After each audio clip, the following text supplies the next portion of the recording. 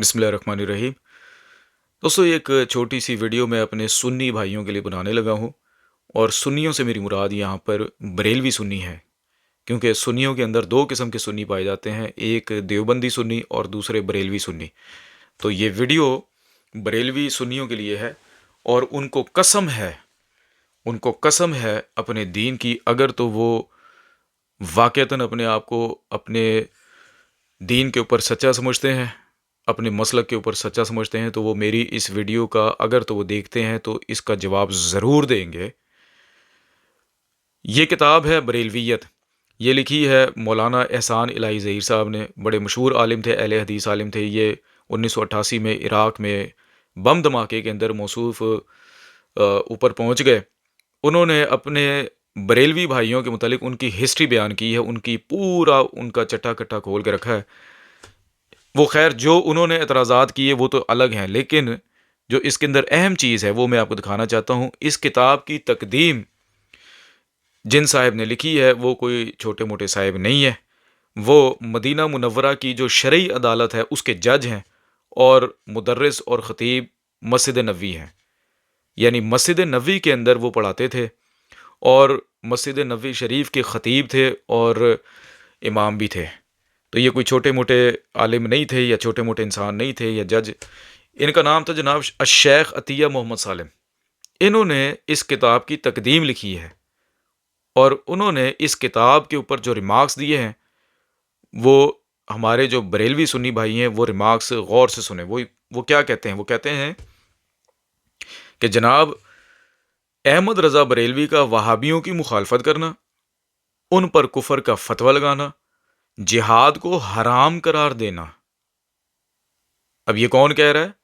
یہ مدینہ منورہ کی جو شرعی عدالت کے جج تھے، وہ کہہ رہے ہیں کہ سنیوں نے، یعنی احمد رضا خان کے جو ماننے والے ہیں بریلوی کے، انہوں نے جہاد کو حرام قرار دیا۔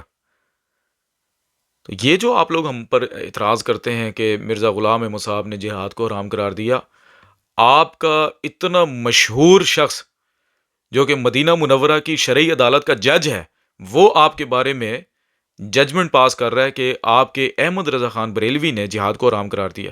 تو سنیوں کیا کہو گے اس کے اوپر؟ اس کا آپ نے مجھے جواب دینا ہے۔ دوسرا وہ یہ کہتے ہیں کہ انہوں نے انگریزوں کی حمایت کی ہے۔ وہ آگے کہتے ہیں تحریک خلافت اور تحریک ترک موالات کی مخالفت کرنا، تحریک خلافت اور تحریک ترک موالات کی مخالفت کرنا، انگریز کے خلاف جد و جہد میں مصروف مسلم رہنماؤں کی تکفیر کرنا، اور اس قسم کی دوسری سرگرمیاں انگریزی استعمار کی خدمت اور اس کے ہاتھ مضبوط کرنے کے لیے تھیں۔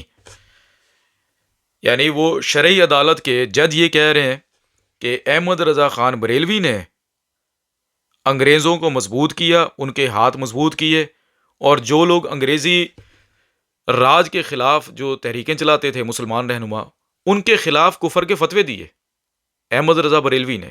یہ کون کہہ رہا ہے جناب؟ یہ کہہ رہے ہیں الشیخ عطیہ محمد سالم، جو کہ مسجد نبوی کے خطیب اور امام تھے، اور مدینہ منورہ کی شرعی عدالت کے جج تھے۔ وہ آپ کے بارے میں ججمنٹ دے رہے ہیں، اس کا جواب آپ نے دینا ہے۔ دوسری بات وہ کیا کرتے ہیں؟ دوسری بات وہ یہ کرتے ہیں کہ اس قسم کے عقائد کا دور جاہلیت میں بھی وجود نہ تھا، یعنی جو بریلویوں کے عقائد ہیں، جو سنیوں کے عقائد ہیں، ان کا نبی کریم صلی اللہ علیہ وسلم سے پہلے جو زمانہ جاہلیت تھا ان کے اندر بھی وجود نہ تھا، یعنی اتنے قبیح اور اتنے گندے عقائد ہیں۔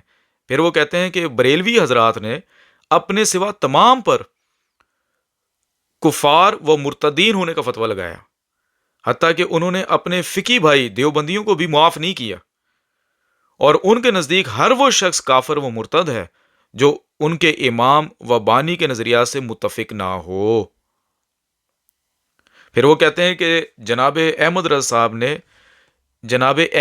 صاحب نے امام ابن تیمیہ اور امام محمد عبد الوہاب پر کفر کے فتوے لگائے۔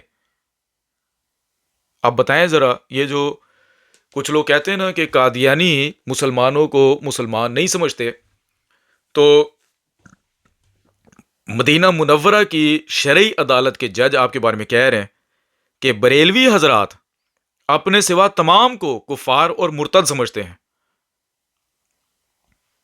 جی بریلوی بھائیو، کیا آپ کا جواب ہے اس کے اوپر؟ یہ آپ نے اپنی پوزیشن واضح کرنی ہے کہ آپ اپنے سوا تمام کو کافر اور مرتد سمجھتے ہو یا نہیں سمجھتے، اور اگر نہیں سمجھتے تو پھر مدینہ منورہ کی شرعی عدالت کا جج آپ کے بارے میں یہ فیصلہ کیوں کر رہا ہے؟ یہ جواب آپ نے دینا ہے۔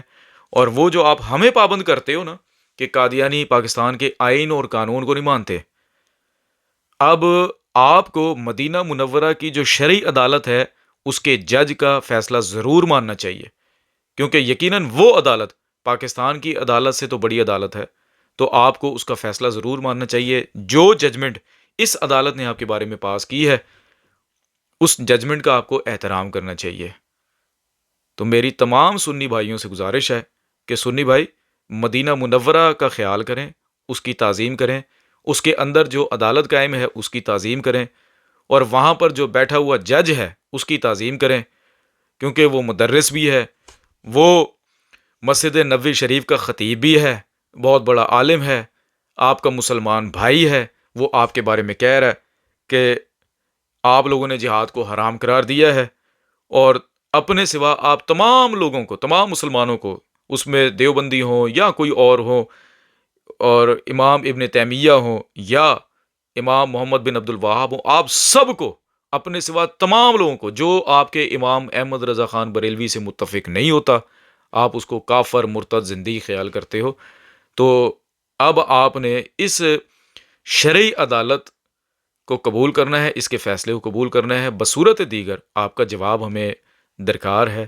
پلیز جماعت احمدیہ کے اوپر فضول اعتراض نہ کیا کریں۔ اگر ہم اس نہج کے اوپر آ گئے اور ہم نے اگر آپ کی کتابیں کھول کر عوام کے سامنے رکھی تو پھر آپ بچ نہیں پائیں گے۔ اس کا جواب آپ نے